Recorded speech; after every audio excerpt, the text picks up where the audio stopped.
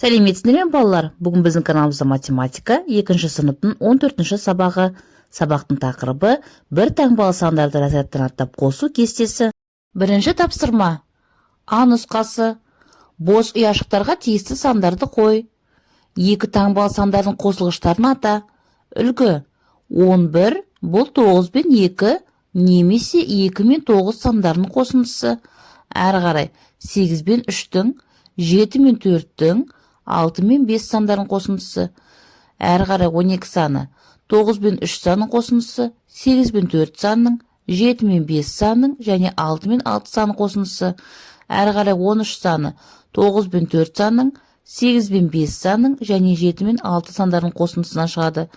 Келесі 14 саны, 9 бен 5 санның, 8 бен 6 санның және 7 мен 7 санның қосындысынан шығады. Ә нұсқасы мәні 15-ге, 16-ға, 17-ге, 18-ге тең қосындылардың қосылғыштарын ата.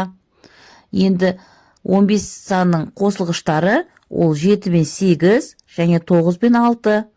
16 санның қосылғыштары 8 бен 8 және 9 бен 7 сандары.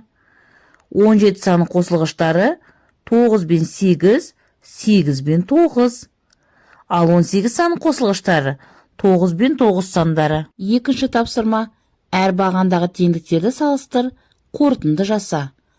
6 мен 5 санның қосындысы 11-ге тең, 5 пен 6 санында қосындысы 11-ге тең, 9 бен 3, 3 пен 9 сандарында қосындысы 12-ге тең, 7 мен 6, 6 мен 7 сандарының қосындысы 13-ге тең, 8 бен 6, 6 мен 8 сандарының қосындысы 14-ге тең.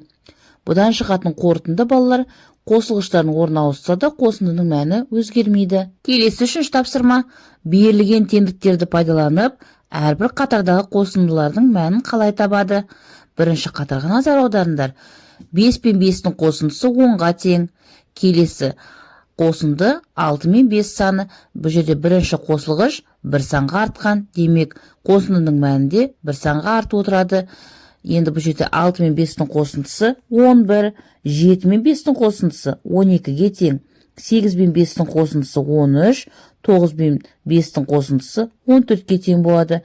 Келесі екінші қатар 6 мен 6 санның қосындысы 12-ге тең, 7 мен 6 санның қосындысы 13-ге тең, 8 мен 6 санның қосындысы 14-ге тең, 9 мен 6 санның қосындысы 15-ге тең. Үшінші қатарға назар аударыңдар. 7 мен 7-нің қосындысы 14-ке тең, 8 бен 7-нің қосындысы 15-ке тең, 9 бен 7-нің қосындысы 16-ға тең.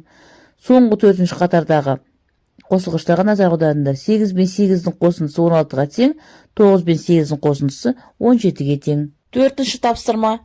11, 12, 13 сандарын қосылғыштарының біреуі 4 болатын 2 бір таңбалы сандардың қосындысы түрінде жаз. 11 санының бірінші қосылғышы 4 болса, екінші қосылғышы 7 болады. 12 санының бірінші қосылғышы 4 болса, екінші қосылғышы 8 болады. 13 санының бірінші қосылғышы 4 болса, екінші қосылғышы 9 болады. Келесі 5-ші тапсырма. Диаграмма бойынша сұрақтарға жауап бер. Екінші А сыныбында неше оқушы бар? Екінші А сыныбында барлығы 19 оқушы бар. Екінші сұрақ. Екінші Ә сыныбында неше оқушы бар? Екінші Ә сыныбында барлығы 19 оқушы бар. Үшінші сұрақ. Қай сыныпта қыздар саны артық? Екінші А сыныбында қыздар саны артық. Диаграмма бойынша өзің басқа сұрақтар қой. Қай сыныпта қыздар саны кем?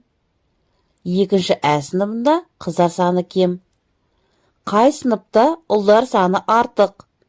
Екінші Ә сыныбында ұлдар саны артық. Қай сыныпта ұлдар саны кем? Екінші А сыныбында ұлдар саны кем. Балалар, көк ұяшық бізге ұлдар санын, ал сары ұяшық қыздар санын көрсетеді. Келесі 6-шы тапсырма. Есепті шығар. Бақта 17 адам жеміс жинады. Оның 8-і балалар, қалғаны ересек адамдар.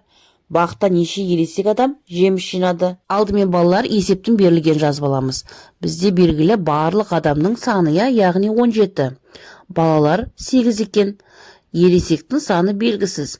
Демек шешуінде барлық Адамның санынан, яғни 17-ден балалардың санын азайтамыз, яғни 8 азайтамыз.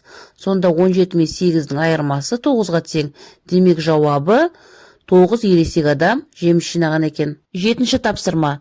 Әр бағандағы қосындыларды салыстыр. Өрнектердің мәнін тап. 8 мен 7 санының қосындысы 15-ке тең.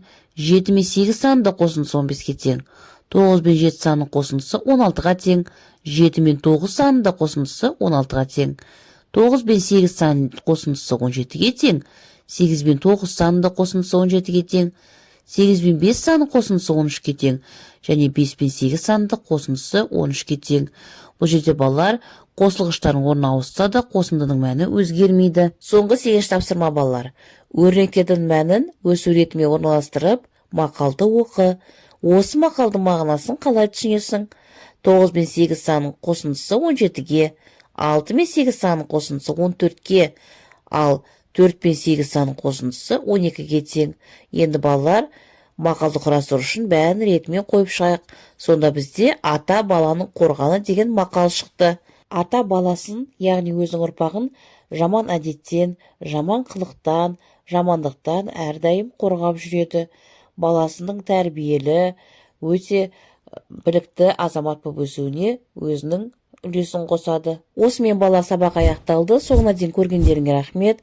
Күнделікті үй тапсырмасын менімен бірге орындау үшін менің арнама тіркеліп қоюды ұмытпаңдар.